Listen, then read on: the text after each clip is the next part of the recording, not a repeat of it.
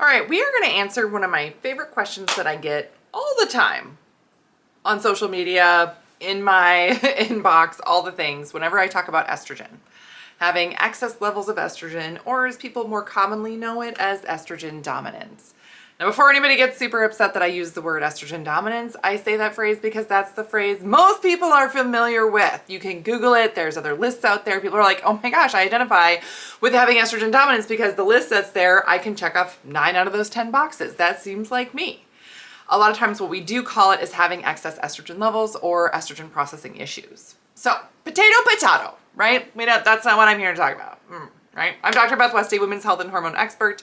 I am the author of the books, The Female Fat Solution, The Female Menopause Solution. These are on Amazon, and I'm also host of the podcast, The Female Health Solution, and you can subscribe to that as well as subscribe to my YouTube channel and follow me on Facebook, Instagram, and TikTok. When we talk about estrogen levels and talk about the issues with estrogen, one of the most common things I hear is, should I take DIM? Is DIM going to be helpful? For me, like, should I take DIM? And my answer is, I don't know. It depends on what. Now, when I just put up here estrone, estradiol, and estriol. Estrone, estradiol, estriol. These are the 3 main types of estrogen. Other types of estrogen, yes. By golly, yes, there are. Why is estrogen so difficult? I don't know, it just is. But here's why it's so tricky. And I see this all the time. There are some gals that are like, oh my gosh, yes, I have bad estrogen issues, or I have heavy periods. I have clots, I have PCOS, I have endometriosis, I have fibroids, I have fertility issues. I have weight gain, weight loss resistance. I have insulin resistance issues. Yes, all of the above, right? Some of the above, whatever it is for you. And if you're thinking, yeah, I have a hair. If you're thinking, yeah, I tried this and this, or so-and-so told me to do this thing, and it worked for them, but it's not working for me. What's going on? Why aren't my hormone levels improving? It might not be the right thing.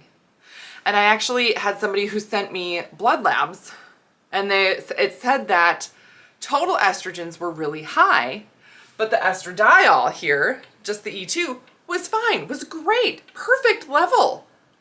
And yes, this blood lab was done at a certain point in the cycle. That's really important because when we talk about Dutch testing, when we talk about dried urine testing for hormones, we do it at a certain point in your cycle. That is essential to know and understand.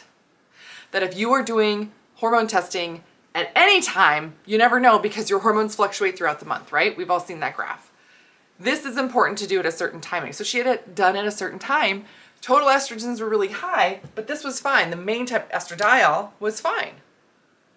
Well, most of the time when estradiol is high, that's where people will take DIM and it will help, process that hormone out. We only know that if we're doing a Dutch test. We only know those pathways through a urine test. Without seeing that urine test, it's kind of like, well, you can try it and it can either make it better or it can make it worse. And a lot of the times I hear from women that they're like, yeah, it either did nothing or it made it worse. Which is a huge bummer. And it's not to say that DIM is bad. It's not. It's just not the right thing for your system. The other thing that I see a lot of the time is that people will take a supplement trying to help their estrogen levels here, and they're not actually taking it through all 3 phases of detoxification and metabolism for your body. The first 2 phases are in the liver. The last one is in the gut. And you have to have all 3 of them working and functioning for that estrogen to process correctly. So if that's not being addressed for you, if whoever's helping you with your hormones is not working on that thing, then it's not going to get better. I hate to be the bearer of bad news, but that's the truth of it. If you're not having these certain steps happen, it's not going to get better. So if you are wondering if Dutch test is the right thing for you, if you are wondering if you're like, yeah, is this for what I have going on? What if I tried this or should I do this? I want you to go below this video and click a link. You can schedule a call with my team. It is a free consult call with my team to learn more about this and to talk about your options and if this would be the right move for you.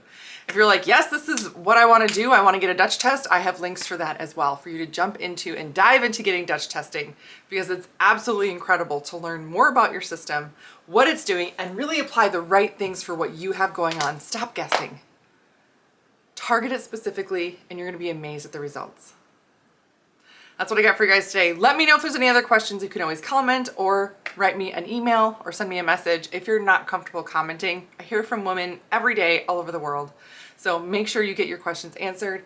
And it's always important to dive into what you need information on to make the right, best next step for you and your health.